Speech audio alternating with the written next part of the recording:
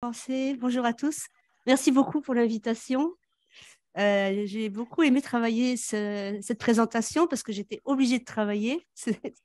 Je connaissais bien ce texte, mais de là à aller chercher un peu ses sources et ses réactions et revenir et son actualité. Donc ça m'a beaucoup plu. Et donc, je vous remercie de m'avoir donné cette occasion. Donc, le 7 décembre 1965, le pape Paul VI donnait son discours de clôture du Concile Vatican II, un peu plus d'un mois seulement après la promulgation du texte de Nostra Aetate le 28 octobre 65, dont le paragraphe 4 porte sur le peuple juif. Là, je ne vous apprends rien. Donc, dès la fin du Concile, les catholiques se mirent au travail pour mettre en œuvre le Concile. Donc, Nostra Aetate n'a pas échappé à ce processus. Et d'autant plus que Nostra Aetate ne parle pas du judaïsme. Il parle essentiellement de la relation de l'Église au peuple juif. Donc, ainsi que ce soit au niveau romain ou dans certaines conférences épiscopales qui étaient fraîchement nées, on se mirent en place des comités d'où émergèrent des orientations pastorales. Les premières directives que l'on trouve, c'est dans les évêques américains qui sont parus en 67, et puis on a eu aussi les Pays-Bas. Et le texte français que nous allons donc étudier aujourd'hui n'est pas une avant-première absolue, mais c'est celui qui a fait le plus grand bruit. Alors que quand on lit les autres projets, c'est assez analogue le contenu. Mais ceux-là, on ne les a pas trop entendus. Donc, la lecture, donc ce texte a eu un énorme retentissement dans le monde catholique au-delà des frontières de l'Hexagone. Et il constitue aujourd'hui une référence internationale. Il a été traduit en 20 langues, alors que dans sa réception immédiate, c'était majoritairement une réception négative. Alors, pendant le temps qui m'est imparti, je voudrais d'abord vous donner le contexte historique dans lequel s'est inscrite cette rédaction. Dans un deuxième temps, je vous donnerai un peu le processus de l'écriture de ce texte-là. Et puis, on va essayer de comprendre aussi au fur et à mesure pourquoi la France a eu un poids plus important que, par exemple, les Américains, qui avaient quand même publié aussi des choses, ou les Hollandais, avec le cardinal Wilbrands, qui était quand même une figure de proue dans tout ça. Et j'essaierai de conclure par en quoi c'est encore actuel, ce texte-là. Et je vous donne un peu mes sources pour que vous sachiez où j'ai été pêcher tout ce que je vais vous dire. Et entre autres, j'ai pu aller dans les archives du Père Dupuy et dans les archives nationales des évêques de l'Église de France, qui m'a donné des choses fort intéressantes à découvrir. Alors, on commence par le contexte historique et les acteurs. Derrière les institutions, il y a des personnes et on n'aura jamais de texte si on n'a pas des personnes. Donc, c'est ces personnes-là qui nous intéressent en premier lieu. Et une première remarque s'impose, en fait, c'est dans les pays dont les évêques avaient été très actifs dans la défense de Nostra Aetate pendant le concile, qui vont en fin de compte faire qui vont produire les premières orientations. Par exemple, les évêques américains ont été très actifs durant le concile pour faire avancer le processus de Nostra Aetate, et c'est eux qui vont aussi avoir les premières orientations. Donc, la deuxième chose, ce que ça nous montre, c'est qu'en fin de compte, pendant la Nostra Aetate a eu une maturation et un processus extrêmement laborieux et lent, puisque ça a duré pendant tout le concile. Mais du coup, ça nous montre que ça a permis une maturation. C'est-à-dire que les thèmes qu'on va retrouver dans les orientations qui ne sont pas présents dans Nostra Aetate, en fin de compte, étaient présents dans les débats du concile.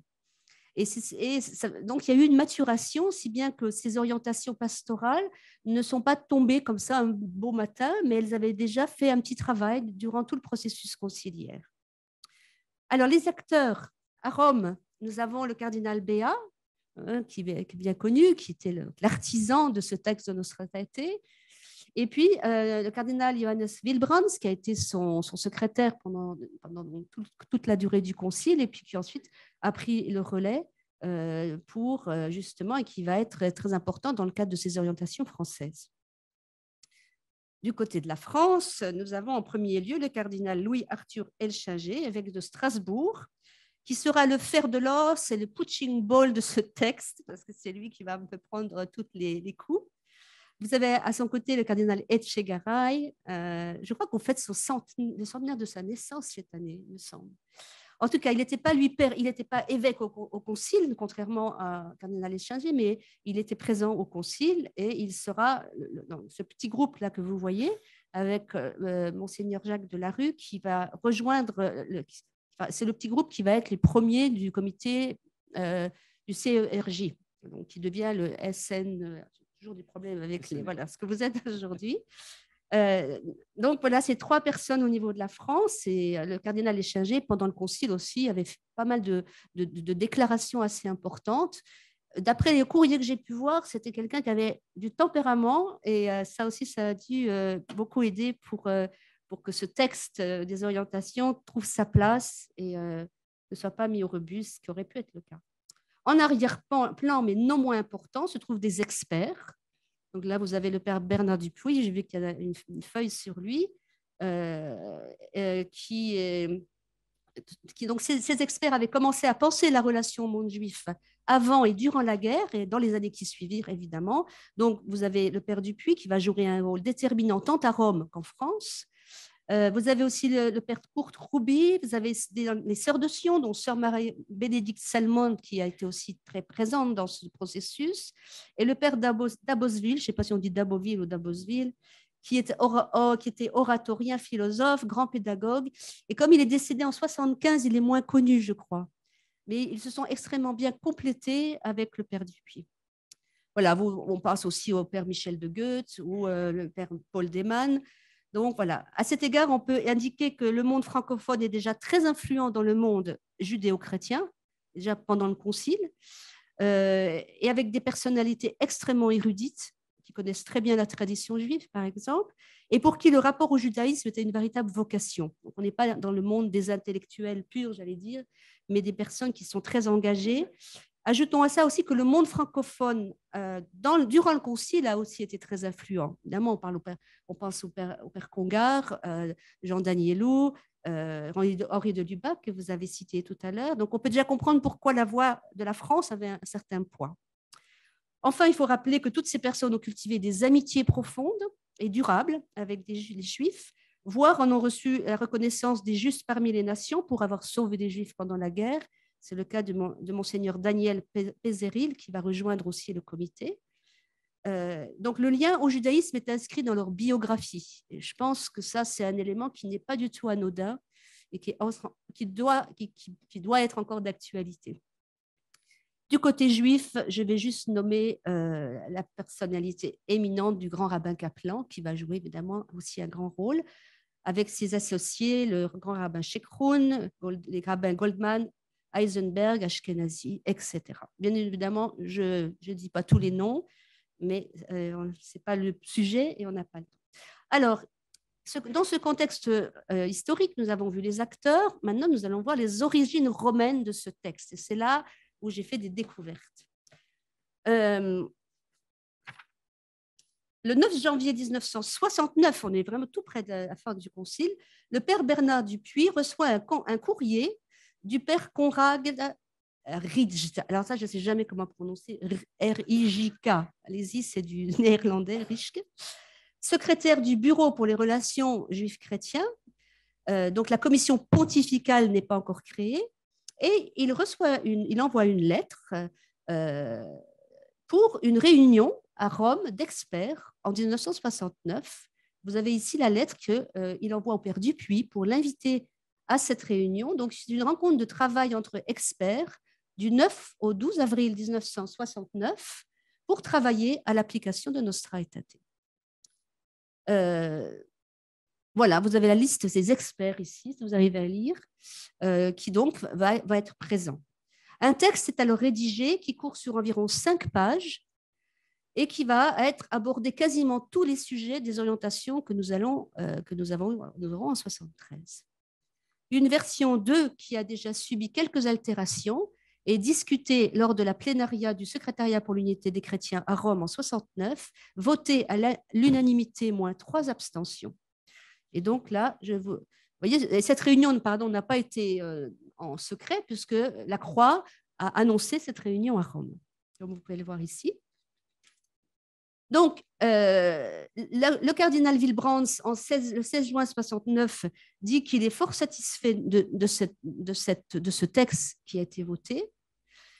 Et je vous montre là un extrait de ce texte qui montre que la fidélité de l'alliance était liée au don d'une terre qui reste pour l'âme juive l'objet d'un profond désir et que le chrétien devrait chercher à comprendre, etc.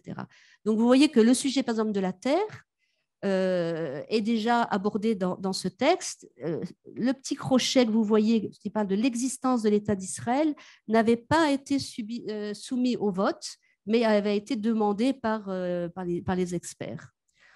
En tout cas, donc il est voté à l'unanimité et immédiatement après, le 12 décembre 1969, les évêques américains, dont le cardinal Sheehan de Baltimore, donnent une conférence sur le document avant qu'il soit officiellement accepté, qu'il ait gravi tout le processus romain nécessaire. De larges extraits apparaissent dans le New York Times et cela provoque un incident diplomatique. De l'avis de Bernard Dupuis, profitant de l'indiscrétion romaine, certains milieux romains opposés à cette publication demandèrent un retard et une révision du document. Donc le document va partir aux oubliettes, du moins un petit peu sur le côté, pour être finalement remanié, et ça donnera le texte de 75 et qui va être assez différent, et c'est pour ça qu'il a suscité tellement de déception à l'époque de sa publication. Donc, on comprend mieux que la déception de celui de 75. En France, dès 1969, le CERJ, qui venait d'être fondé, voulait produire son propre document, comme les Américains, comme les autres, mais le cardinal Villot, secrétaire d'État du Saint-Siège, avait demandé au cardinal Elchinger de surseoir dans l'attente de cette parution du document romain. Donc, dans une lettre du 30 juillet 70, il lui demande attendez un peu parce qu'à Rome, on est en train de publier quelque chose. Néanmoins, celui-ci tardant, puis il a été mis sous le boisseau. Donc, sur le conseil de cardinal Wilbrands, avec l'accord du substitut de Villot, qui était secrétaire d'État, on change d'avis et le comité épiscopal pour les relations avec le judaïsme de France se met au travail, ayant comme repère le document romain. Vous le voyez ici dans ce courrier, le cardinal Etchegaray qui écrit au père Dupuis, voilà, il faut que nous nous mettions au travail, et il dit explicitement, nous pourrions reprendre la manière dont, dans le projet du texte romain, on reconnaît aux catholiques on recommandait aux catholiques de ce que représente le pays d'Israël pour les Juifs, la terre promise. Conclusion, si les orientations de 73 n'ont pas émergé d'un petit groupe, alors vous avez, je vous passe, on a parlé de judéophile, d'élucubration théologique, etc. Et si ultérieurement les instances romaines ont été assez mal à l'aise et ont pris leur distance on ne peut pas dire que le texte leur était totalement étranger. C'est ça qui est fort intéressant. Alors, qu'est-ce qui se passe en France, justement, au moment où on va écrire ce texte? Donc, nous avons vu les acteurs, les origines romaines du texte français, et maintenant, le contexte historique, le retournement de l'opinion après 67. La rédaction et l'impact des orientations pastorales françaises s'inscrit dans un climat politique et social, tant au niveau local que mondial, qui bascule après la guerre des 6 jours, en juin 67. La guerre des 6 jours produisait un renversement de l'opinion par rapport au jeu d'État des Hébreux, qui était jugé jusqu'alors fragile, victime, etc. Et tout d'un coup, on lui dit « Oh, c'est une force militaire d'occupation ». Le refus de négociation de paix de la part des pays belligérants arabes, avec ce triple non de la conférence de Khartoum en 67, 3 non, pas de paix avec Israël, pas de reconnaissance de l'État d'Israël, pas de négociation, entraîne un statu quo de l'occupation des territoires, ceux-là qui auraient dû former un État palestinien pour les Arabes le mandat de la Palestine britannique. Et donc, la guerre de 6 jours produisit une tension également dans les relations judéo-chrétiennes. Parce que du côté des amitiés judéo-chrétiennes, j'ai découvert ça, c'est qu'on était en silence, on est resté en silence, et du côté de l'Église française en général, face au danger de disparition de l'État d'Israël. Et ça a beaucoup créé une tension, une crise au sein des amitiés judéo-chrétiennes. Tandis que du côté des Juifs de France, face à la possible disparition de l'État d'Israël, on est passé d'une sympathie pour l'État d'Israël à une véritable prise de conscience ou reprise de conscience du lien de l'âme juive à cette terre d'Israël sous la forme d'un État. Je vous montre ici ce que Saul Friedlander, qui est un historien qui est d'origine tchèque, qui a été en France pendant longtemps et qui est israélien. Lors des événements du printemps 67, le souvenir d'Auschwitz ressurgit pour la quasi-totalité des Juifs occidentaux de la diaspora. Et à travers la mémoire d'Auschwitz, ces Juifs s'identifièrent à l'État d'Israël. Ils comprirent que cette phrase qui vient est très très forte, que si cet État était détruit, cela signifierait la fin du peuple juif, car il ne se relèverait probablement pas de cette destruction. Cette destruction qui aurait pu... Vous savez, en ce moment, nous avons des manifestations énormes en Israël à cause d'une situation très problématique. Et les personnes parlent d'une destruction comme du temps du Temple. On y voit quelque chose qui est lié à la vie juive, au peuple juif lui-même. Après 67, l'identité du juif de la diaspora se modifia et ce dernier acquit une conscience nouvelle de son attachement à l'État hébreu. Donc, c'est très important d'avoir ça en tête.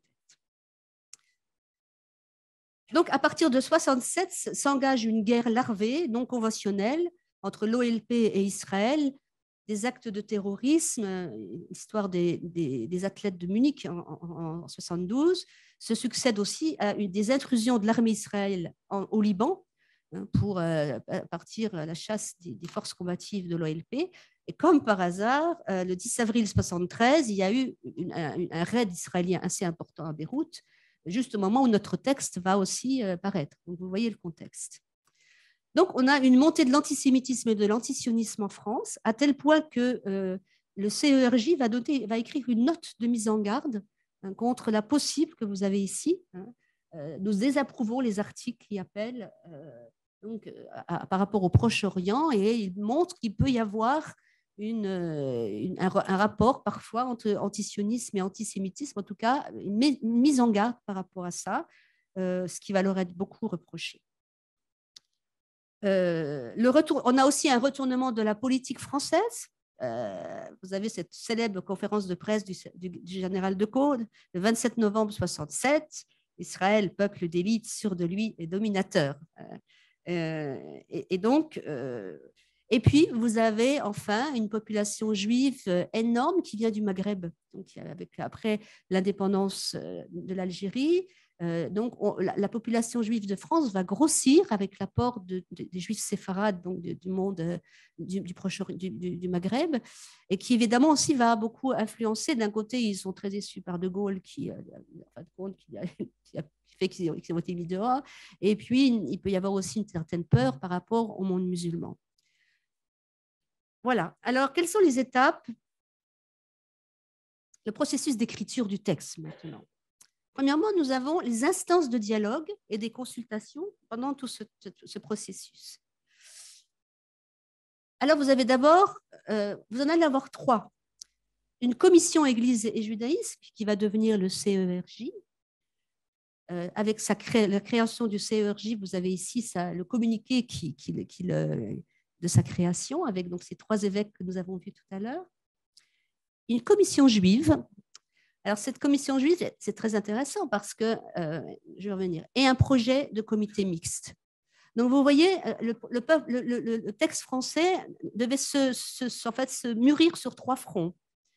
Donc, je vais commencer par la comité juive.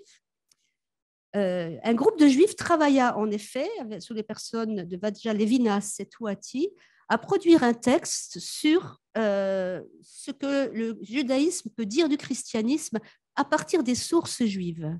Je vois qu'il y en a certains parmi vous qui sont là. On a une session sur réflexion juive sur le christianisme. Et donc, il était question, un peu un miroir de Nostra Aetate juif. Un texte qui n'a finalement été présenté qu'en 1978 à l'Assemblée générale du rabbinat de France, des débats houleux, et le texte n'est pas sorti. Et vous l'avez aujourd'hui dans la revue Pardes, on peut la voir. Et ce texte-là sera mis pareil de côté, mais on en retrouve des traces après en 2000 et 2015 avec les textes qui sont sortis à l'occasion du cinquantenaire de Nostra Aetate. Non, mais vous voyez, ce n'est pas par hasard. Il y avait donc en miroir du côté catholique, du côté juif, et il devait y avoir un projet de comité mixte. Ce comité mixte n'a pas vu le jour parce que c'était très compliqué. Je vous passe les détails. Ce n'est pas pour des raisons. Euh, bref, c'était trop compliqué, donc ça n'a pas marché. Mais c'était ça que Elchinger avait ça en tête. Maintenant, la trajectoire des orientations. Donc, le CERJ, de son côté, va travailler un texte catholique. Et vous regardez, si vous regardez comment ça commence, vous avez déjà une lettre du cardinal Béat qui est très, très belle, d'ailleurs, mais ça, je ne la montre pas, on n'a pas le temps. Et nous allons avoir comme ça des va-et-vient sans arrêt entre différentes instances, le comité permanent des églises de France et surtout le comité de service pour les relations avec les musulmans, qui va jouer un rôle assez important dans le processus.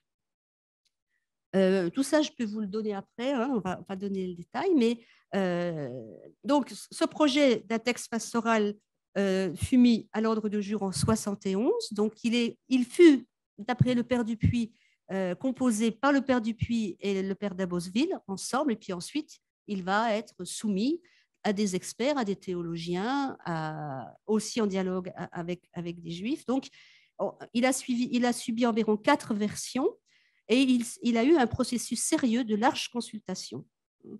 Et ensuite, le comité permanent des évêques de France ont donné l'approbation en disant que ce n'est pas nécessaire de faire une autre consultation, et ils donnent le feu vert pour la publication.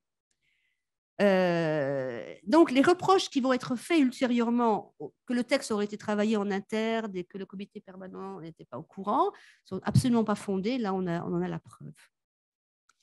Alors, je suppose que vous connaissez ce texte. J'espère que vous avez pu le lire, j'imagine. Hein. Donc, je vais juste rappeler ces points les plus importants, parce que c'est les points aussi qui vont être sujets de controverse. Donc, voilà, la publication qui a été publiée dans la date qui tombait, où Pessah et Pâques tombaient en même temps. Et c'est très beau de voir que ce que disait Monseigneur tout à l'heure, que ce passage continuellement de l'ancien au nouveau, c'est Pessah, hein, c'est passage. Alors, l'essentiel de ces orientations. La permanence d'Israël ininterrompue dans l'histoire est un signe interprété, et il faut poser un regard de foi sur le peuple juif. Donc, le mot signe est très fort ici, parce que signe, c'est par excellence un langage théologique, et non pas sociologique. Donc, la manière dont le texte présente le lien entre l'Église et le peuple juif, donc là, j'ai rassemblé les expressions qui concernent ça. Un partenaire rigoureux, l'Église qui est liée depuis son origine pour toujours au peuple juif, un vis-à-vis, il y a une contestation réciproque, un cheminement qui se croise sans cesse entre les deux, un souci commun des temps messianiques, et puis l'unité au cœur de la vocation chrétienne et juive. Donc ça, j'ai ramassé, si vous voulez, dans ces morceaux de phrases, hein, ce qu'on trouve dans le texte à propos de ce lien entre l'Église et le peuple juif, entre christianisme et judaïsme. Ensuite, il faut comprendre le peuple juif comme il se comprend lui-même, son histoire, le sens de la diaspora, et c'est là que s'inscrit la terre d'Israël. Donc, on ne peut pas dire que c'est les orientations qui vont reconnaître l'État d'Israël, puisque là, on se situe dans l'intérieur de la compréhension du peuple juif sur lui-même et sur son histoire, le sens de la diaspora et du retour d'exil.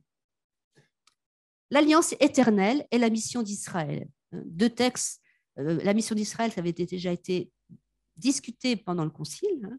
Israël a une mission universelle à l'égard des nations. On l'a vu tout à l'heure parmi les questions qui sont sorties. Le rôle dans l'accomplissement final de l'unité finale, il y a 2 finales, ça fait beaucoup de fins, mais ouais, de l'humanité. Hein, donc, il y a un processus de l'histoire qui va s'achever un jour, et donc Israël continue d'avoir un rôle dans le dessein de Dieu pour l'accomplissement final de l'histoire et une bénédiction pour toute la terre. Cette idée qu'Israël demeure une bénédiction pour toute la terre. Ce qui implique qu'il ne faut pas chercher la disparition du peuple juif, c'est-à-dire rechercher sa conversion. Alors, la réception du texte maintenant. Alors, il n'est pas nécessaire d'énumérer les lieux où il fut acclamé. J'allais dire, tous ceux qui étaient acquis à la cause, ils étaient vraiment, tout le monde a dit c'est un texte magnifique. Le grand Garvin Kaplan va dire c'est le plus beau jour de ma vie. Les amitiés judéo-chrétiennes se félicitent. Les communautés de l'Église Saint-Jacques en Israël écrivent chaleureux bravo, etc. Donc, les éloges vinrent évidemment des personnes engagées dans le dialogue. C'est ce que disaient les acquis à la cause. Donc, c'est beaucoup plus intéressant de se pencher sur ceux qui se sont opposés à cette énumération de ce que je viens de vous apporter. Elles furent très nombreuses et majoritaires. Les journaux se firent le relais de cette levée de boucliers. Alors, on a eu des articles nombreux et des commentaires et des récusations. La Croix, le Figaro, à l'époque, ils s'intéressaient visiblement à la religion, peut-être plus qu'aujourd'hui. La Croix, le Figaro, Le Monde, témoignage chrétien, un témoignage chrétien très violent. La France catholique avec Gaston Fessard, la Revue Esprit avec un long article de Jean-Dominique Domenard, ainsi que les actualités arabes. Le père Dupuis avait pensé que en fait, c'était la petite allusion par rapport au renoncement à la mission vis-à-vis d'Israël qui allait faire la une et qui allait grincer. Et il semblerait qu'il fut quand même étonné que ce soit les autres plans et les autres points et à quel point ça le fut. Donc, ce n'est pas là que les foudres tombèrent, ce n'est pas sur la question du renoncement à la mission ou de la non-disparition du peuple juif, donc n'ont pas cherché sa conversion, même si on reproche au texte de vider la foi dans le Christ, en refusant un salut universel. Donc, les deux grands sujets de réaction négative furent les passages sur la terre d'Israël et la notification de l'État d'Israël, là je ne vous apprends rien, on l'aurait deviné rien qu'avec le contexte, et l'affirmation d'une mission continuée du peuple juif dans le temps de l'Église. Les réactions dépassèrent largement l'Hexagone, et on peut se demander pourquoi celui-ci et pas les autres qui avaient été publiés avant n'ont pas été spécialement forts. Une réponse, ça peut être que l'Église catholique est encore très eurocentrée aussi. Donc, l'Amérique, c'est loin et le Pays-Bas, c'est petit. Donc, la France, ça prend de la place beaucoup plus. Et comme je vous disais aussi, en fait, tous les évêques du Maghreb sont encore des Français aussi, avec des populations françaises étant restées sur place. Et les évêques vont aussi avoir la même crainte qu'ils avaient pendant le concile, que ça puisse être dangereux pour leurs fidèles, même si ce n'est pas trop ça qu'on lit dans les archives quand même. Alors, nous avons trois sortes de réactions. Les lieux d'où les réactions viennent, au sein de l'Église de France, à Rome, de la part de clercs et de pasteurs, de la part de théologiens et d'exégètes. J'ai classé un peu, si vous voulez, un peu les différentes catégories de lieux d'où surgissent ces réactions. Alors, l'Église de France.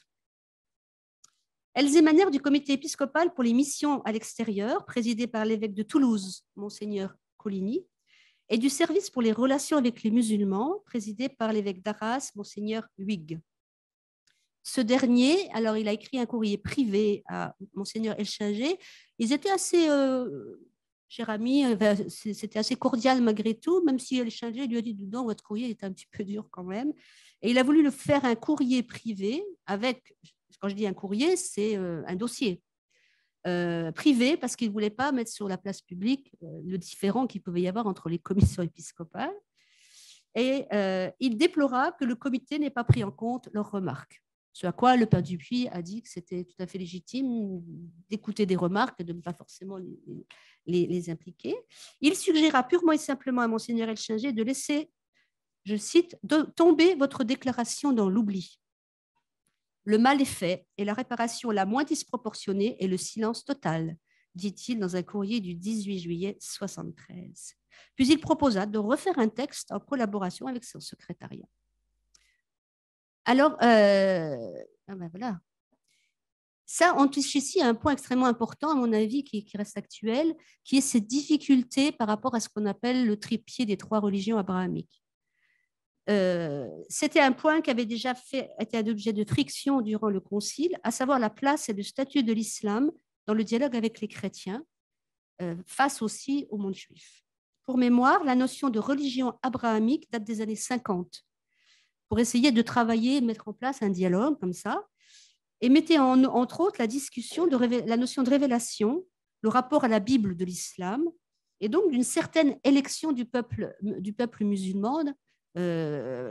Donc, on a ça, j'ai travaillé ça dans mon mémoire de maîtrise, on voit très bien combien les représentants des mondes musulmans voulaient montrer en fait qu'il y a quand même une certaine élection des musulmans par rapport aux juifs. Ça grinçait là et on a beaucoup de mal à articuler tout ça. Et ça ressort dans ce texte-là. Et en réponse aux critiques de l'évêque d'Arras, qui refuse l'idée de la validité actuelle de l'alliance, parce que l'évêque d'Arras ne va pas être content à cause de la Palestinien, évidemment, mais aussi il va s'opposer à cette idée d'alliance éternelle. Et donc, Monseigneur Elchinger va rentrer dans son discours par rapport à le peuple, les musulmans qui seraient aussi un peuple rattaché à la Bible, et il lui répond le 17 septembre. Il nous semble possible de reconnaître les racines bibliques de l'islam actuel, ce qui est un des efforts de votre commission. Donc, vous voyez bien comment les commissions, comment elles travaillaient à cette époque. Je ne connais rien au dialogue aujourd'hui, je ne sais pas s'il y a encore ce type de discours, que si l'on reconnaît aussi les racines bibliques du judaïsme actuel, comme ont tenté de le faire nos orientations pastorales. Ce n'est pas en contestant ces racines bibliques et en déclarant caduques que vous pourrez parvenir aussi à l'interprétation positive de l'islam. C'est très habile sa réponse. Voilà. Et Monseigneur Elchinger invite ensuite Monseigneur Huyghe à participer aux rencontres de son comité. Donc, je ne sais pas si ça s'est fait, je ne sais pas si ça se fait encore, d'avoir un membre du comité pour les relations avec l'islam. Oui. Donc, voilà, une tradition qui s'est mise en place. Par ailleurs, un évêque qui faisait partie du CERJ, Monseigneur Riob, démissionne. Vous avez sa lettre, Riob. Voilà, lui n'était pas content du tout. Il a dit de toute façon, je n'étais pas dans les réunions. Il n'est pas venu, donc c'est vrai qu'il ne pouvait pas y être. Mais c'est surtout en disant c'est injuste par rapport aux Arabes et il envoie sa lettre de démission. Et enfin, l'ambiguïté et l'embarras du pauvre Monseigneur Marty, qui était donc président de la commission épiscopale des évêques de France, de l'Assemblée des évêques de France. Alors, il a un petit peu, il a commencé par, il a reçu beaucoup de courriers. D'après le livre de Thérèse Ebelink, elle dit que dans les lettres qu'elle a consultées des archives de Monseigneur Marty, la majorité sont négatives, avec jusqu'à des lettres encore particulièrement antisémites. Le complot juif, le décide, etc. Bon, c'est le minimum. Ce n'est pas la majorité, mais quand même, majoritairement, le courrier est négatif. Donc, il donna une conférence de presse le 18 avril 1973, vous voyez, très, très rapidement après, en assurant qu'on avait là un document sérieux qu'il faut lire attentivement. Mais ensuite, il donna des signes de distanciation, en lui laissant la responsabilité au CERJ de sa publication et en laissant entendre qu'en fait, le comité permanent n'avait pas été consulté. Bref, le pauvre, il était très embarrassé et tout ça va remonter sans doute, alors là, je n'ai pas le temps et ce serait intéressant, d'aller à l'Assemblée plénière des évêques à Lourdes, puisque le cardinal Etchegaray en parle, beaucoup en parlent en disant qu'il faut qu'on reparle de tout ça entre nous, les évêques. Bref, on voit qu'il y a eu une crise au sein de l'Église de France à l'occasion de la publication de ce texte, qu'il a fallu faire des mises au point entre les évêques. Alors, qu'est-ce qui se passe à Rome? Entre approbation tacite et prise de distance, c'est comme ça que j'interprète, l'attitude de Rome à l'égard des orientations pastorales fut d'un côté, par la voie de la presse, le rappel que la référence du Vatican, c'est Nostra Aetate, et que du côté politique, sa politique n'a pas changé par rapport au Moyen-Orient.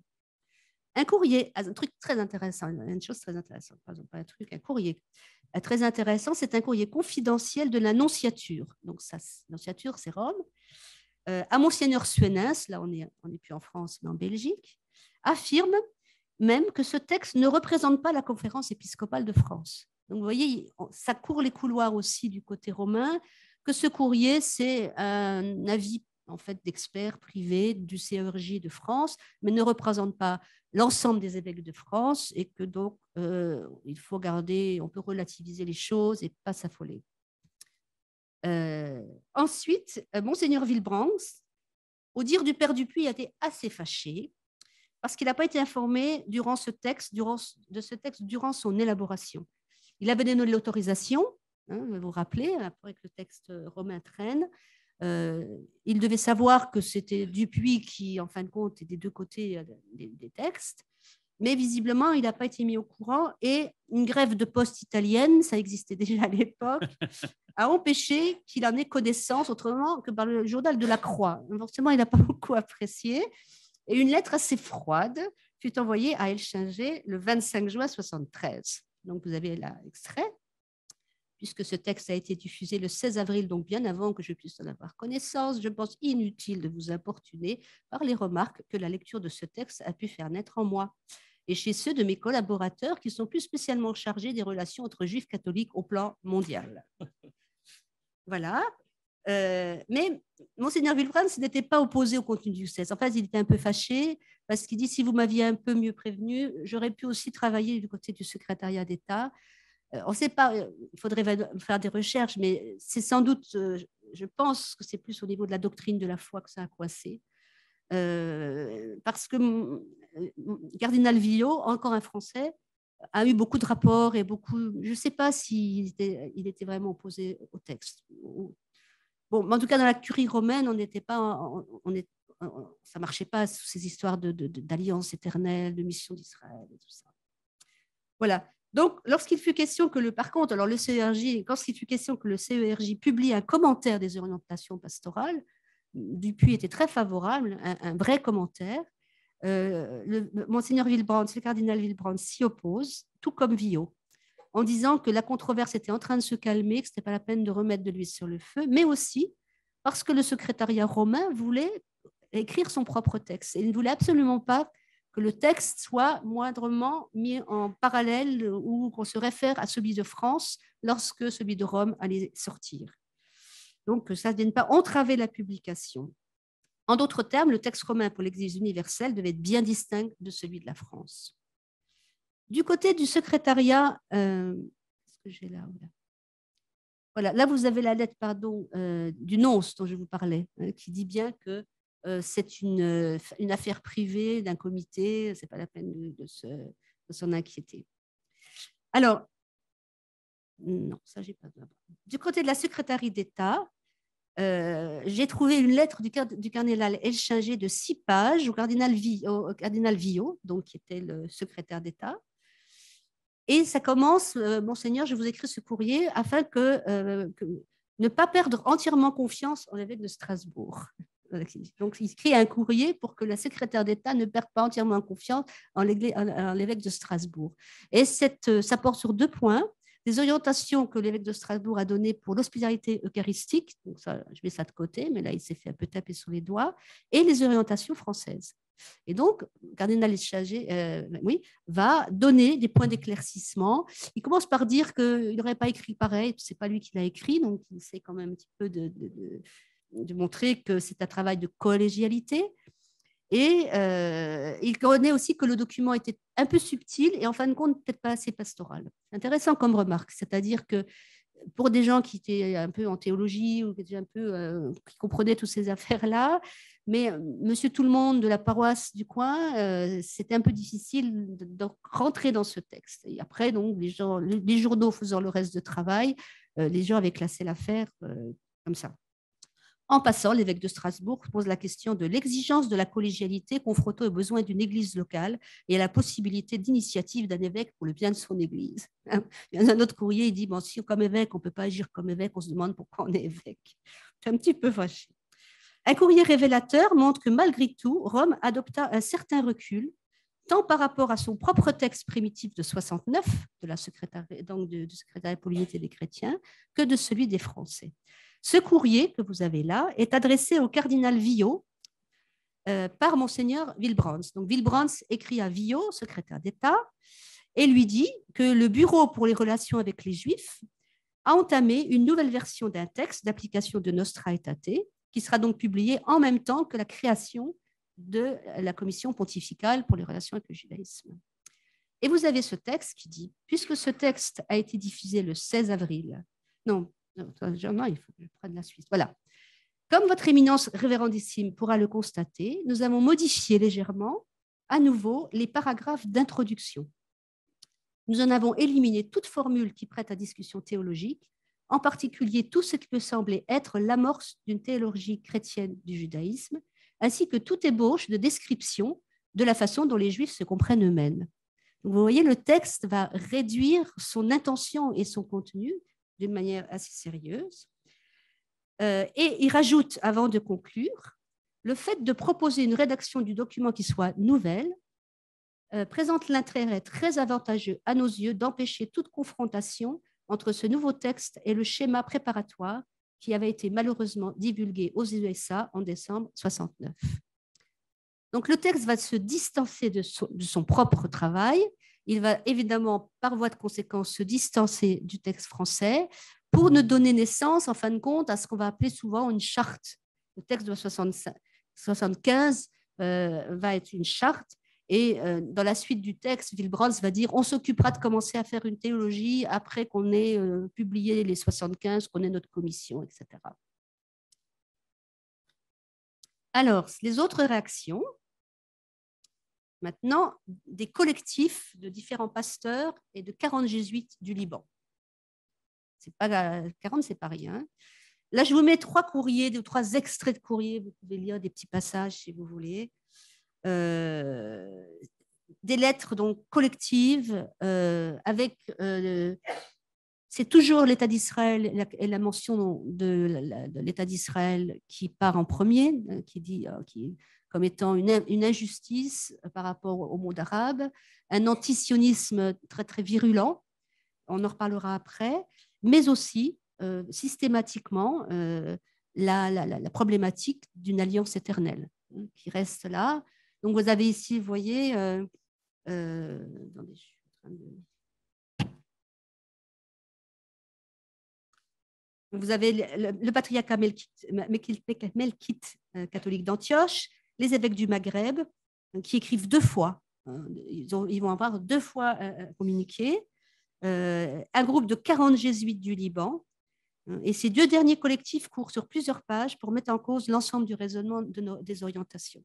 On pourrait faire une session rien que sur ça, mais on n'a pas le temps.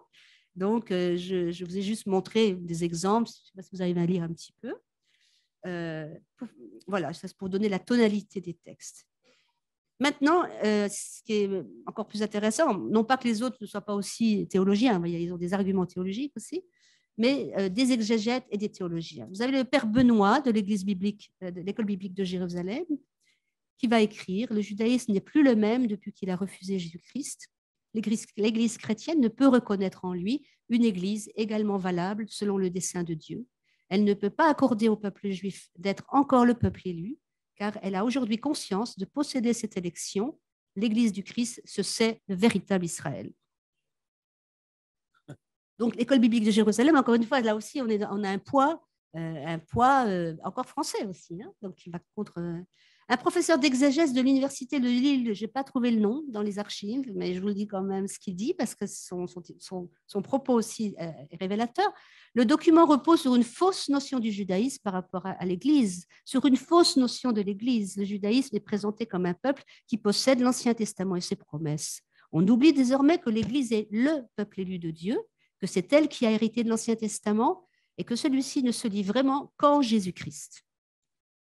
Vous avez aussi le père Feuillet, qui est plus connu, hein, qui est professeur à l'ICP, mais qui est aussi membre de la Commission internationale de théologie à Rome. Le Nouveau Testament, pris dans son entier, proclame avec force ce que déjà les prophètes laissaient prévoir lorsqu'ils prédisaient une nouvelle alliance. Pour quiconque a rencontré le Christ, l'ancienne alliance est désormais périmée, elle a été remplacée aux yeux des chrétiens par la nouvelle alliance. Ça ne peut pas être plus clair. Donc, vous voyez, on est encore vraiment dans cette théologie-là. Donc, vous comprenez que ce texte des orientations est quand même très prophétique, enfin très impressionnant dans son contexte. Hein. Alors, mais c'est surtout l'article du cardinal Danielou qui va nous retenir un peu, que tout le monde connaît. En passant, le cardinal Danielou sera consulté, c'est mis explicitement dans cette lettre du cardinal Wilbrands que je vous ai montré tout à l'heure. Il a bien été dit au cardinal Villot que le cardinal Danielou a été, nous avons bien entendu et recueilli les conseils du cardinal Danielou pour le texte de 75.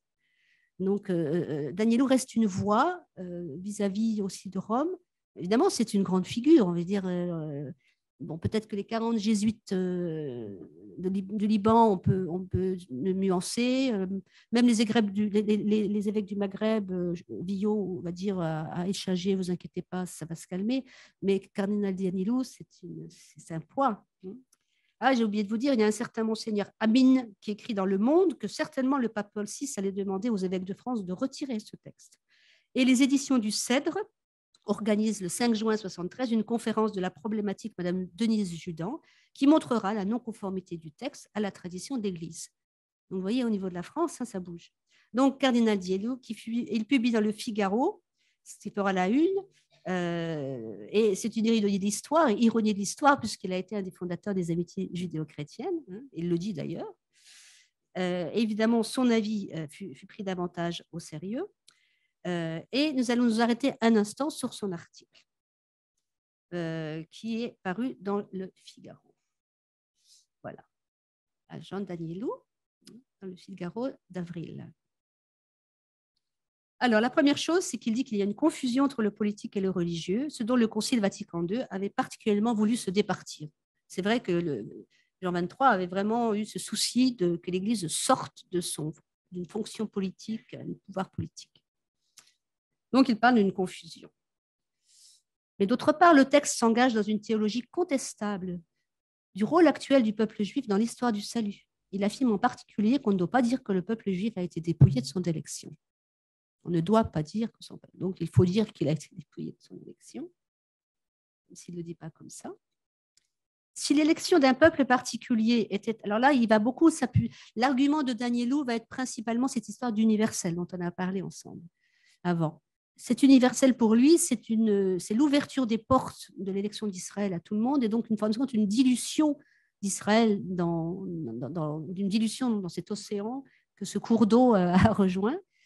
C'est un peu ça son idée de l'universel. Si l'élection d'un peuple particulier était autre chose qu'une économie provisoire, donc on est dans le provisoire, en vue d'un appel universel auquel toutes les histoires, les peuples sont conviés, si elle apparaissait coextensive à toute l'histoire, elle serait intolérable. Intolérable d'avoir aussi ces deux en vis-à-vis. C'est toute l'humanité qui a été originellement appelée par Dieu. Ce sont tous les peuples qui sont aujourd'hui rassemblés dans l'Église. Il est faux de parler encore aujourd'hui d'une élection particulière. Et par-dessus ça, c'est la meilleure manière de ressusciter l'antisémitisme. Donc, vous voyez, Danielou a une conception en fait de l'universalité qui refuse le particulier d'Israël et qui, en fin de compte, laisse à penser que si on pense l'élection d'Israël, on est devant un Dieu injuste et un Dieu arbitraire. Hein, mais c'est tous les peuples qui sont choisis. Et donc, ça, c'est son argumentation. Et il va dire, une phrase nous inquiète, ça continue, dans le texte où il est parlé d'un nouveau regard des chrétiens, non seulement dans l'ordre des rapports humains, mais aussi dans l'ordre de la foi.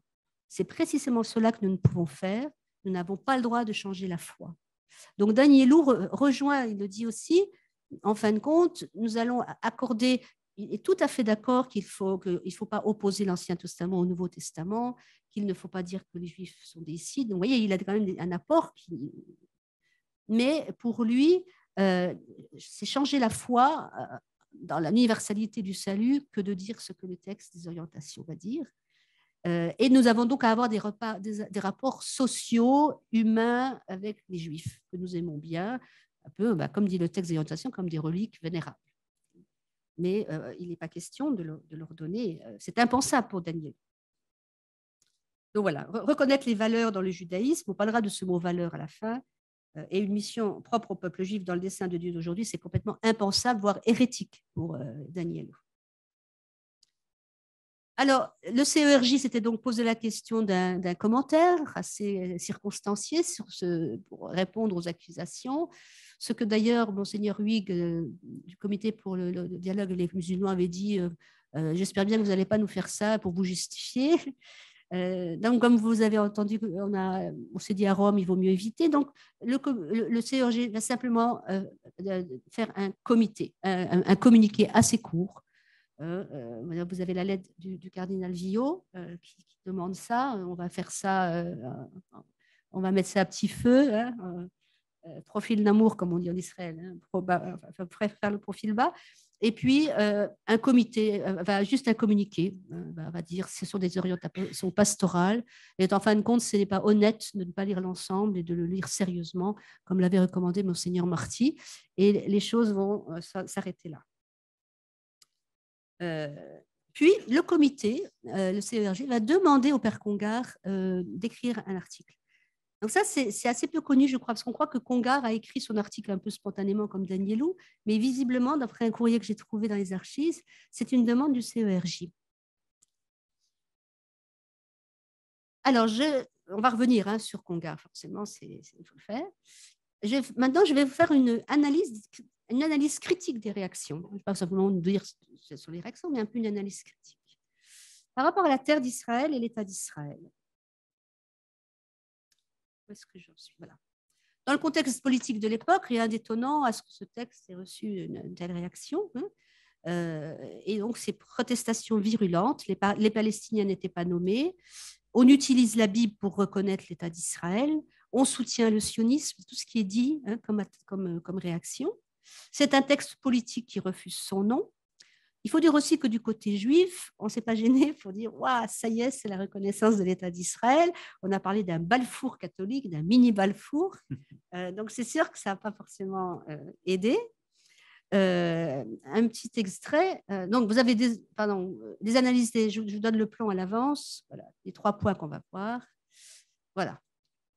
De graves ambiguïtés, ça c'est les évêques d'Afrique du Nord en avril 73. De graves ambiguïtés d'ordre exégétique et théologique entraînent une confusion néfaste entre judaïsme et sionisme. S'appuyant sur une interprétation abusive de la Bible, ce texte, dans les circonstances actuelles, est nécessairement compris comme l'acceptation du fait accompli de l'occupation violente d'une terre sans tenir compte des impératifs de la justice. Ce retour partiel dont parle le texte s'est opéré grâce à la naissance d'un État lui-même dû à la conjonction des persécutions subies par les Juifs en Europe et du dynamisme d'une idéologie pour le moins contestable, le sionisme. Cette naissance a provoqué l'exode d'une centaine de milliers de réfugiés. Dans le climat de haine ainsi créé, cet État a estimé pouvoir survivre qu'en étendant sans cesse ses frontières et en poursuivant une guerre sans fin contre les habitants légitimes de la Palestine. Ce sont les jésuites du Liban. Alors, un petit cours, je ne vais pas vous multiplier les citations parce on n'a pas le temps. Là, et c'est tout pas la même chose. Donc, le texte parle de cette mise à l'épreuve de la justice dans le texte des orientations. Mais ce que je remarque dans ces différents aspects des textes de critique, c'est qu'on a une ignorance de l'histoire tragique de ce Proche-Orient. Les partages successifs des territoires, le refus des entrées en guerre, la participation dans ce sac de nœuds de l'Angleterre et de la France, qui sont largement pour aussi le problème qui a été créé. Tout ça est ignoré. La plupart des textes ils sont tous en général, ils ne sont pas antisémites ces textes, c'est-à-dire ils disent nous reconnaissons que les Juifs ont beaucoup souffert, mais en fin de compte, ils vont sur le terrain qu'ils reprochent au texte, c'est-à-dire qu'ils se placent sur un discours très pro-palestinien, pour me des guillemets, j'aime pas ce terme, mais tant pis, face à ce qu'ils estiment une position pro-israélienne. En fait, eux, ils rentrent sur le terrain politique, ce que le texte ne voulait pas faire. Même Yasser Arafat est monté au créneau, il s'est improvisé théologien 3 minutes dans un article qu'il a publié dans Le Monde. Voilà. Mais je voudrais surtout souligner qu'il y a une distinction que les textes font sans cesse. Ils honorent donc le besoin de lutter contre l'antisémitisme, ils rappellent la Shoah, mais ils font le procès du sionisme. Et je pense que ça, c'est un point pour moi qui pose problème, parce qu'en fait, ils défigurent ou ils ne comprennent pas ce qu'est le sionisme. Comme disait le père Paul Deman, le sionisme a une âme. Et ce n'est pas qu'un nationalisme. Donc, il parle d'une idéologie nationalisme, théocratique, une force colonialiste. Et le sionisme va devenir peu à peu, dans le vocabulaire, et encore aujourd'hui, quelque chose de profondément négatif, qui va même aboutir à sa condamnation en tant que racisme par l'ONU, quelques années après, même si ça va être retiré. Et il y a une vision déformée du sionisme. Je ne veux pas dire que dans le sionisme, il n'y a pas cette aspiration nationale, mais c'est bien plus que ça. Et la méconnaissance de son histoire, du sionisme, de ses aspirations, ça perdure encore aujourd'hui, ainsi qu'un narratif qui, à mon avis, est faux, comme beaucoup aujourd'hui d'historiens le disent. C'est le narratif, il y a eu la Shoah, les pays européens étaient coupables, ils ont créé l'État d'Israël, et ça, c'est sur le dos, ceux qui payent l'addition, c'est les pays arabes. Or, si on travaille vraiment l'histoire du sionisme et l'histoire de comment l'État d'Israël va être né, on va voir que moi, je pense que sans la Shoah, l'État d'Israël aurait existé, peut-être autrement, de manière moins violente, moins traumatique. En tout cas, on voit très bien que dans ces textes, il y a une méconnaissance du sionisme, et ça va s'enraciner dans les mentalités jusqu'à aujourd'hui. Et à mon avis, il faut travailler ce sujet-là. Les oppositions d'ordre théologique maintenant. Nous avons déjà vu à travers les réponses que l'opposition d'ordre théologique tourne autour de cet axe fondamental d'une élection d'Israël jamais reniée. Les critiques faites au texte viennent contredire les points essentiels de la déclaration par rapport à l'alliance éternelle et à la mission du peuple juif dans le temps de l'Église. Refus d'accorder à Israël le statut de peuple de Dieu. L'accomplissement des promesses a été opéré par le Christ, donc ça relègue de facto Israël et l'Ancien Testament comme un propédeutique, une annonce, une préparation, et la nouvelle alliance remplace la première. On accuse le texte de relativiser le salut par le Christ en parlant de mission du peuple juif continuée. Est-ce que vous voulez une petite pause avant de parler de Congar, ou vous tenez encore le choc? Il vaut mieux continuer. Ça vous va? On est d'accord, on continue. Hein, voilà. Oui, oui. Je bois un petit peu. Ah oui, oui. Là, par contre, désaltérez-vous. Des interludes. Là, vous n'avez pas une publicité.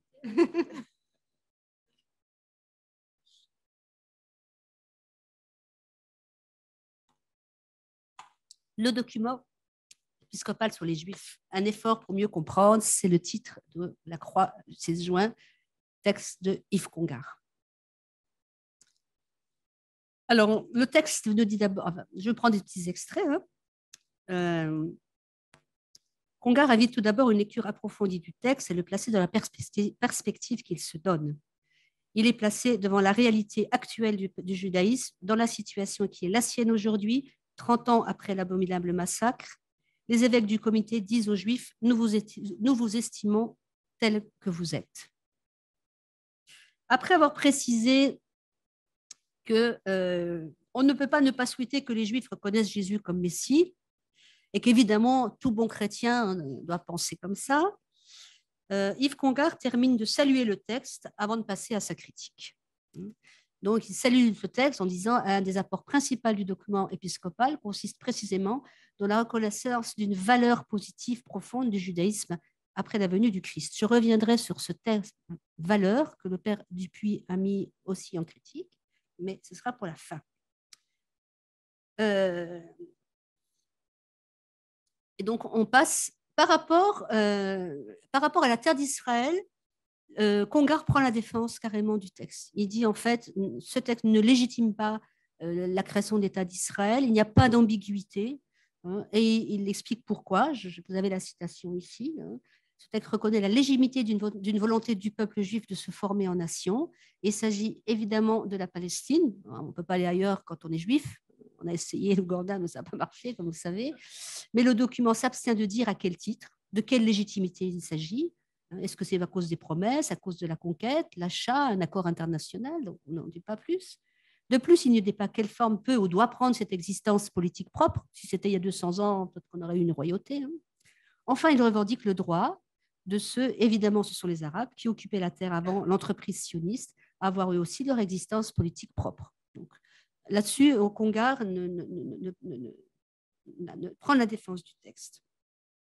Il essaye ensuite d'expliciter le sens des phrases « le peuple n'a pas été dépouillé de son élection » ou « la première alliance n'a pas été rendue caduque par la seconde » pour le peuple juif, auquel Congar, qui est ecclésiologue, donc évidemment, il va donner au peuple juif le statut d'un peuple sacerdotal. Voilà, le peuple était un peuple sacerdotal, selon Congar, marqué comme tel d'une manière unique et d'une marque religieuse par son origine et par sa nature. Donc, il va bien préciser qu'on n'est pas simplement dans la religion, Il ne s'agit pas simplement des juifs pratiquants, mais tout juif, même laïque, hein, est membre de ce peuple sacerdotal marqué par son origine et sa nature. Tout d'abord, selon lui, pardon, je vous ai mis ça à l'envers. Donc voilà, on ne peut pas penser que il faut estimer les Juifs, mais on ne peut pas penser qu'il ne faut pas souhaiter qu'ils reconnaissent Jésus. Ok. Pardon. Tout d'abord, selon lui, l'alliance avec Abraham, qui est au fond la plus fondamentale pour les chrétiens, elle vit encore parce qu'elle a été assumée par le Christ. Très intéressant. L'alliance avec Abraham vit encore parce qu'elle a été assumée par le Christ. Moi, je peux dire qu'on pourrait prolonger sa pensée en disant que l'alliance du Sinaï, qui s'inscrit dans celle d'Abraham, vit également encore dans le peuple juif, également dans le Christ qu'il a assumé. Donc là, on a une alliance continuée, assumée, prolongée. Congar prend ensuite à bras-le-corps le reproche qui a été adressé aux évêques. Peut-on dire qu'il existerait deux régimes de salut parallèles? Parce que ça fait partie des accusations. Celui de l'alliance sinaïque et celui de la foi en Jésus-Christ.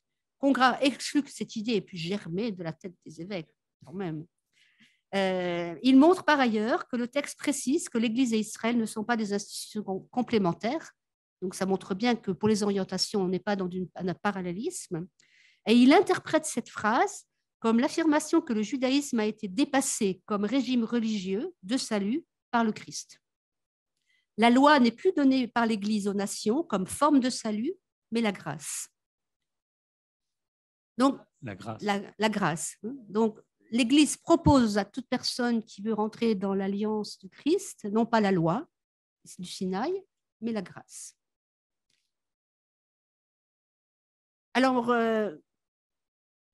et donc le régime religieux de salut, il va falloir savoir qu'est-ce qu'il dit là-dessus. Moi, je fais une petite pause pour un commentaire ici. Je pense que si le comité n'a pas en effet l'intention de nier l'universalité du salut en Christ, bien catholique orthodoxe, et il n'est pas certain que l'interprétation de Fécongar soit la pensée profonde du comité. Il faut se reporter, à mon avis, à la fin du texte, où il est question de destins qui se croisent et d'identité messianique qui habite chrétiens et juifs, tendus ensemble vers la parousie et travaillant selon leur vocation distincte à l'avènement de ces temps définitifs du salut. Le texte ne parle pas du tout de deux voies de salut. Il parle de deux voies d'accomplir une vocation. Nous sommes sous un autre registre que celui du salut en tant que tel dans le texte. Et le glissement des critiques vers cette crainte de deux voies de salut qui va coller à la peau, en fait, à la suite de tous les textes, est en fait, à mon avis, hors sujet, puisque ce n'est pas de ça que le texte des orientations parle. Le mot salut ne figure que trois fois dans le texte, et si on met de côté la citation du Concile de Trente, il se réfère les deux autres fois à la mission et la vocation que l'Église ou Israël ont reçues pour le déploiement du salut dans l'histoire. Donc, le texte ne dit absolument pas qu'Israël serait instrument du salut, mais vraiment qu'Israël accomplit sa vocation, l'Israël et l'Église, dans un destin croisé. Donc, on est dans un croisement, donc ce n'est pas parallèle, effectivement. Il s'agit donc bien dans le texte d'une réflexion de la place d'Israël dans l'histoire et sa perspective eschatologique, et non pas d'une fonction de salut que le peuple juif aurait parallèlement au Christ. Au demeurant, alors là, je crois que c'est important de le préciser encore une fois, le peuple juif ne se définit jamais comme l'instrument du salut. Le sujet du salut pour le judaïsme, ce n'est quand même pas le sujet central. Le peuple juif se voit comme lumière des nations pour amener à adorer le Dieu créateur. Et pour Israël, comme pour tous les chrétiens, comme pour les chrétiens, Dieu seul sauve. Voilà, Dieu seul sauve. Et pour le christianisme, Dieu, par l'incarnation de la seconde personne de la Trinité, qui est Jésus, le salut est venu dans le monde, mais c'est bien Dieu qui sauve. Ce n'est pas un rabbin de Nazareth. Et pour Israël, c'est Dieu qui sauve. Là-dessus, tout le monde est d'accord. Donc, cette histoire de deux voies de salut, à mon avis, est hors sujet et parfois un peu stérile. Je ferme la parenthèse. La dimension eschatologique est d'ailleurs amenée par Congar, effectivement, qui, à l'instar de Danielou, parle de la distribution de l'humanité entre juifs et nations. Je crois que j'ai tout mis à l'envers, là, pardon. L'élection d'Israël a introduit dans l'histoire une une structure, une dualité, et Congar montre que cette dualité subsiste tant que cette plénitude ne sera pas atteinte. Il n'y a plus de juifs et de grecs dans le Christ, de juifs et de grecs dans le Christ, mais ça ne veut pas dire qu'il n'y a pas cette distinction qui subsiste. Hein. Et Congar montre que la distinction, la dualité subsiste tant que cette plénitude ne sera pas atteinte et que cette structure introduite dans l'histoire par l'élection d'Israël ne sera effacée qu'à la fin. Moi, je mets là aussi une petite commentaire en passant. Est-ce que vraiment qui dit qu'elle sera effacée à la fin, hein, et que la distinction elle sera peut-être harmonisée, elle sera dépassée, on va dire, dans la lumière mais est-ce que vraiment, à la fin des temps, il y aura un effacement total de cette distinction? Vous savez, dans la tradition juive, on dit que dans le monde à venir, on continuera à étudier la Torah. En tout cas, cette permanence d'Israël, selon le Dominicain, appartient à Dieu. Et elle a un sens, et pas simplement au plan sociologique. Voilà, là, c'est la bonne citation. Bon, ensuite, Congar essaye de préciser le sens de la permanence d'Israël, et là, il en vient à la question de peuple témoin. Il reprend l'idée de peuple témoin, témoin des commencements qui n'auront pas de fin, témoin de la fidélité de Dieu, peuple qui, par sa prière, sanctifie le nom de Dieu, témoin de l'inachèvement du dessein de Dieu, etc. La critique que je fais à la liste de Congar, et là je reviens à ce que disait Monseigneur Dornelas avant, c'est que c'est assez passif. Sa position donne un témoin passif, en fin de compte. Il n'y a pas ce dynamisme qui habite aussi l'histoire d'Israël dans l'histoire d'aujourd'hui, qui participe activement à l'avènement des temps messianiques. En tout cas, Congar s'y est quand même bien pris, puisque ça a calmé les esprits. Hein. Même si on peut aujourd'hui retravailler son texte, et à mon avis, y voir aussi mettre quelques nuances ou travailler en mettant en parallèle à d'autres articles de Congar. Alors maintenant, je terminerai, ça va. On arrive au bout, avec l'actualité du texte. Au cœur des débats intenses qui se sont déroulés dans les années 73, tout le monde était d'accord pour lutter contre l'antisémitisme, mais ensuite venaient les arguments, tant politiques que religieux, qui laissaient Israël en fin de compte sur le banc de l'histoire. Or, toute la question est là, faut-il seulement mettre en garde, lutter contre l'antisémitisme et contre toute forme de racisme? Faut-il seulement et simplement toiletter les textes? C'était le projet du début du concile, des choses qu'on ne peut plus dire après la Shoah. Donc, on va retravailler un peu tout ça, dire un peu autre chose. C'est ce que j'appelle du toilettage de textes. Hein. Faut-il simplement toiletter les textes, réviser le vocabulaire offensant, toute forme de comportement ou de discours qui irait contre la dignité des Juifs ou contre la charité chrétienne? Ou bien faut-il en vérité affronter les défis théologiques qui découlent de l'affirmation de la participation du peuple juif encore aujourd'hui au dessein de Dieu pour le salut du monde, parce que l'alliance de Dieu avec son peuple n'a jamais été révoquée. Et c'est là où j'en viens à ce que disait un jour le Père Dupuis dans la revue Rencontre, si mes souvenirs sont bons. Un article « Que représente l'existence juive pour le chrétien ?» La recherche des valeurs du judaïsme ou du christianisme. Et là, je pense que pour la catéchèse, je pense que ça intéresse tout ça aussi dans ces jours, l'importance de la catéchèse. La recherche des valeurs du judaïsme ou du christianisme risque fort, je le crains, de nous laisser dans ce qu'on pourrait appeler le confort du spirituel et de ne pas nous obliger à aller jusqu'au fond du débat entre nous, dans ce qui peut avoir de vivifiant et de plus exigeant pour les uns et les autres. Et vous voyez que Congar, lui, a parlé de valeurs. Il met les choses au niveau des valeurs. Alors, nous avons des valeurs communes, c'est sûr, au niveau éthique, la vie, etc. Mais là, Dupuis nous invite vraiment, il faut aller beaucoup plus profond. Et ça crée cette contestation réciproque dont parle le texte, ça crée une aiguille dans la chair, pour reprendre une expression romaine, ça gratte. Hein. Et voilà.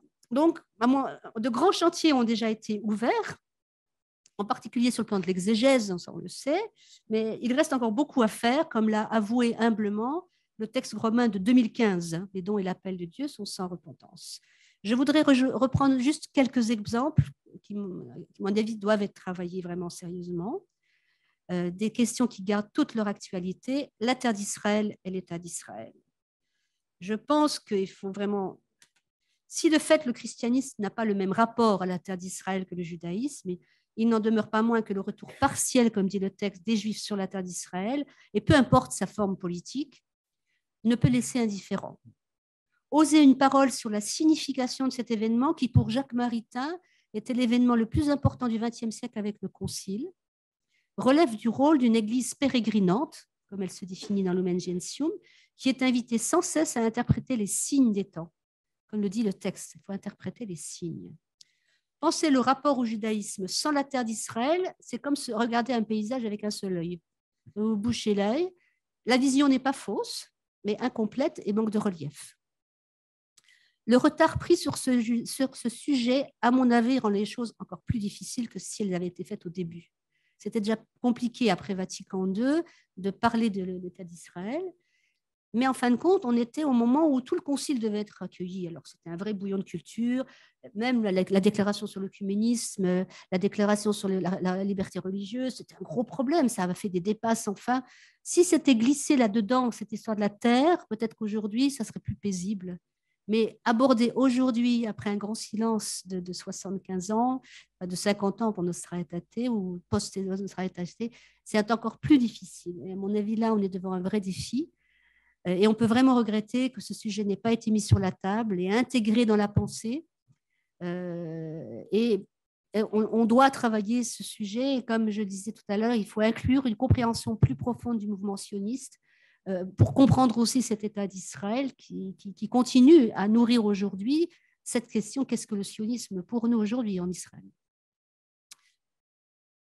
La deuxième question, c'est la fameuse voie unique de salut. J'en ai déjà parlé, donc je vais essayer d'aller plus vite pour pas trop vous fatiguer. La crainte de proclamer deux voies de salut est un avertissement qui court aujourd'hui dans tous les textes romains, post-Nostra Aetate. Or, comme nous l'avons vu dans 73, le texte de 73 ne discourt pas sur le salut en tant que tel. Je me demande si parfois ce n'est pas un débat stérile. Le différent sur ce point restera jusqu'à la fin des temps. Pour les Juifs, Jésus n'est pas le salut du monde, il n'est pas le Messie. Au pire, au mieux, j'allais dire, c'est un Messie qui a raté. Ça, vous avez ça, par exemple, chez Greenberg. Mais voilà, et pour les chrétiens, le salut universel, c'est le Christ. Là-dessus, le différent est clair et il restera jusqu'à la fin des temps. La foi chrétienne confesse que Jésus est le Rédempteur et le Sauveur du monde, mais pourquoi cela retirait-il à Israël cette fonction d'être instrument du salut si le Messie est encore à venir? S'il y a un avant et après Jésus-Christ dans l'histoire, ce n'est pas le renier ni relativiser la foi que d'affirmer que le peuple juif participe activement à la construction du royaume inauguré, selon la foi chrétienne par le Christ, autrement dit, au déploiement des temps messianiques jusqu'à leur plénitude. Il serait donc plus enrichissant, à mon avis, de comprendre quel est le sens du mot salut, même pour le chrétien lambda. Aller dans la rue, demander à quelqu'un c'est quoi le salut aujourd'hui, les gens, ils ne savent pas. Autrefois, on faisait son salut. Comment parler du salut dans la catéchèse pour que c'est un sens pour les personnes? Et le texte des orientations dit bien les chrétiens auraient tort de croire qu'ils n'ont pu en recevoir aujourd'hui même de la spiritualité juive. Donc, essayer de mieux comprendre ce que c'est que le salut pour le monde juif pourrait aussi beaucoup enrichir la réflexion chrétienne sur ce salut. L'approche, non. Et ceci m'amène au troisième sujet qui me paraît donc important à travailler, c'est la christologie. Particulièrement, Jésus est-il encore Messie? La messianité de Jésus est le plus souvent vue dans l'imaginaire chrétien comme étant du passé. Depuis plus de 4000 ans, nous prenons les prophètes, il est arrivé et il est né le digne enfant. Jésus est né Messie, mais est-ce qu'après la résurrection, cet attribut est un simple titre, Jésus-Christ? Est-ce que ça a été vidé de sa fonction, puisqu'elle aurait été remplie par l'incarnation? Or, le texte de 73 nous montre que la messianité de Jésus n'a pas été épuisée à la croix et à la résurrection, mais qu'il est Messie et Fils de Dieu, tout comme il reste vrai homme et vrai Dieu. Donc, la messianité de Jésus, vous savez que le texte des notes dit Jésus est juif, elle est toujours restée, donc Jésus est né juif et le ressuscité est juif. Et il est Messie. Donc, il y a une fonction messianique de Jésus dans l'histoire qui continue. Donc, c'est là où se fait le partage, un partage différent, un partage avec, sur fond de différent avec le monde juif, avec le peuple juif. Et comme le disait le père Dornelas tout à l'heure, les Juifs n'attendent pas le Messie, en fait. C'est sûr qu'ils l'attendent, mais on a l'impression que, vous savez, on a raté le bus et on attend le suivant. On entend souvent dire que les Juifs attendent le Messie et nous, on pense qu'il est déjà arrivé. En fait, c'est beaucoup plus dynamique que ça. Les Juifs font advenir, ils le font germer, comme dit le psaume, la vérité germera de la terre, et ils le rendent déjà potentiellement présent par la pratique de la Torah. Vous savez qu'il y a un proverbe juif qui dit que chaque génération produit un Messie potentiel. Et si la génération en est digne, alors le Messie va se donner et va accomplir ce qu'il doit accomplir. Et en plus, le peuple juif a une identité messianique profonde, c'est-à-dire il est messianique dans son ADN, j'allais dire, tout comme on l'a vu dans l'Humain Gentium aussi.